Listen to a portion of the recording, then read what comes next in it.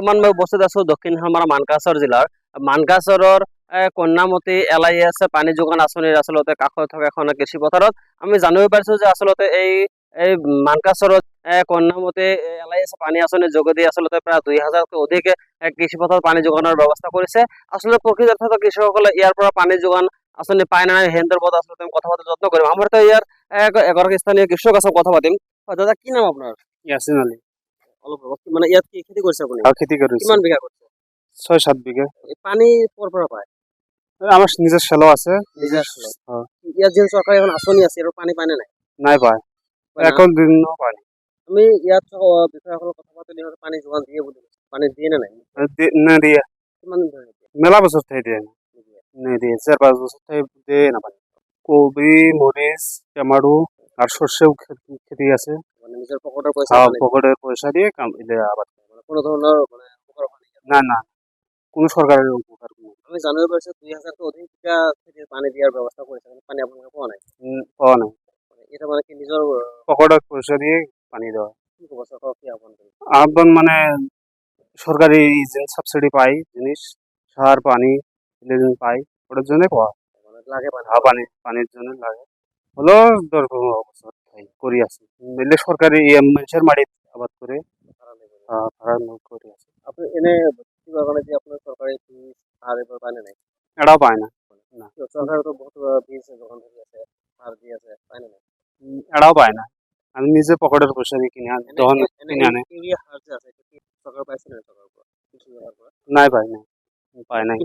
কিনে আনিছে 500 করে আর আধার কার্ড লাগে। কিন্তু এনে সরকারি মূল্য তো কম আছে, কিমান টাকা আছে? কম থাকলেও দোকানদারে নেয় 500 করে নিয়ে আধার কার্ড নিয়ে আর কোনো ধরনের না। আর কাছে থেকে শৃঙ্খলা করে কোনো পানি পায় না, পায় না। রাজ্য কোনো উপকার করে না না এটা কোনো উপকার করে নাই। আসলে এই আসলে স্থানীয় কৃষক দেখা মন্তব্য আসলে ইয়াৰ কাষত থকা যে পানী যোগান আঁচনিখন আছে প্ৰায় বছৰ বছৰ ধৰি বন্ধ হৈ আছে, যাৰ বাবে কৃষকসকলে ইয়াৰ যে পানী যোগান আঁচনিৰ পৰা বঞ্চিত হৈ আছে, যাৰ বাবে কৃষকসকলে আহ্বান কৰি যাতে অনতিপলমে এই পানী যোগান আঁচনিখন ৰানিং কৰি দিয়ে আৰু ৰাইজৰ পানী যোগান দিয়াৰ ব্যৱস্থা কৰি দিয়ে। আৰু এটা কথা ক'লে যে আচলতে যে এই কৃষকসকলে যে আচলতে খেতি পথাৰত প্ৰয়োগ কৰে যে আচলতে সাৰ ইউৰিয়া সাৰ বজাৰৰ পৰা আচলতে 500 টকাতকৈ ক্ৰয় কৰি নিজৰ খেতি দিব লগা হৈছে, কিন্তু কৃষি বিভাগৰ পৰা কোনো ধৰণৰ সহায় নোপোৱাৰ কথা উল্লেখ কৰিলে আমাৰ এই প্ৰতিবেদনৰ পিছত চৰকাৰ তথা জিলা প্ৰশাসনে কেনেধৰণৰ ব্যৱস্থা গ্ৰহণ কৰে এই বিষয়ে। ইয়াতে মানে আমাৰ এইটো ষ্টাফ কোৱাৰ্টাৰ হয়। আজি এইটো 15-20 বছৰ ধৰি এই অৱস্থাতে আছে। ইয়াতে আমাৰ কোনো ষ্টাফেও থাকিব নোৱাৰে। ইয়াতে নাইট গাৰ্ড আছে, নাইট গাৰ্ড বাহিৰতে থাকে।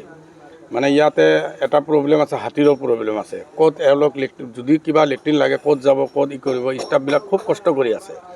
আমি বহুবাৰ ইঞ্জিনিয়াৰ SDO ছাৰক আমি জনাইছোঁ, আজিলৈকে কোনো এটা ব্যৱস্থা নকৰে। আমাৰ ষ্টাফ 4জন ৰাতি ডিউটি কৰে, দিনত আমাৰ 5জন ডিউটি কৰে। ইয়াতে যে আমাৰ এমপ্লয়ীবিলাক যে কেনেকৈ থাকিব সেইটোৰে ব্যৱস্থা আজিলৈকে কোনো কৰি দিয়া নাই। ৰাইজে পানী পায়, মানে আমাৰ মেচিনবিলাক আমাৰ ৰানিং মেচিন। ইয়াতে মানে ডিজেলৰ এটা প্ৰব্লেম, পাব্লিকক ডিজেল দিব লাগে, ডিজেল দি পানীবিলাক ল'ব লাগে। ডিজেল দিলে ইয়াৰ মানুহবিলাক খেতিয়ক মানুহ আৰু ভেজিটেবল বিশেষকৈ চব্জি এইবিলাকে খেতি কৰে, গৰীব মানুহ।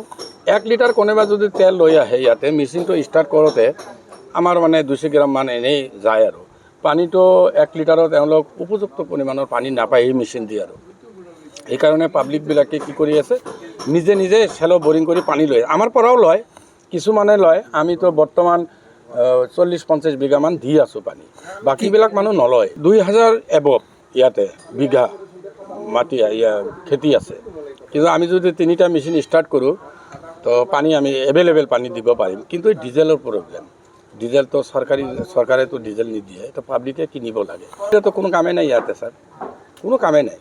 ৰাইজে যদি পানী নাপায়, আমাৰ চাকৰিটোহে ৰাইজক পাব্লিক ছাৰ্ভেণ্ট, আমি পাব্লিকৰ কাৰণে পানী যদি আমি দিব নোৱাৰোঁ তেনেহ'লে ইয়াতে চাকৰি কৰি আমাৰ কোনো লাভেই নাই।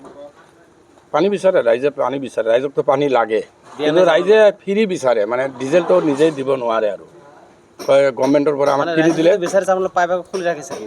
পাইপ খুলি ৰাখিছে, মানে কি মেচিনটো অলপ বেয়া হৈছে, এইটো ৰিপেয়াৰিঙৰ কাৰণে আমি বহুতবাৰ ৰিকুৱাৰমেণ্ট দিছোঁ। মই নিজেই দিছোঁ, মই নিজে ছাইট ইনচাৰ্জ হয়, মই দিছোঁ।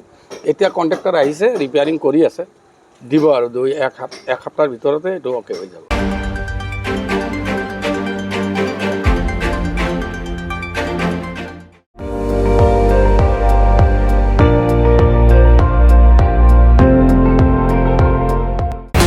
আপুনি চাই আছে ND24 সৰ্বশ্ৰেষ্ঠ নহয় সৰ্বোত্তমৰ দৌৰত।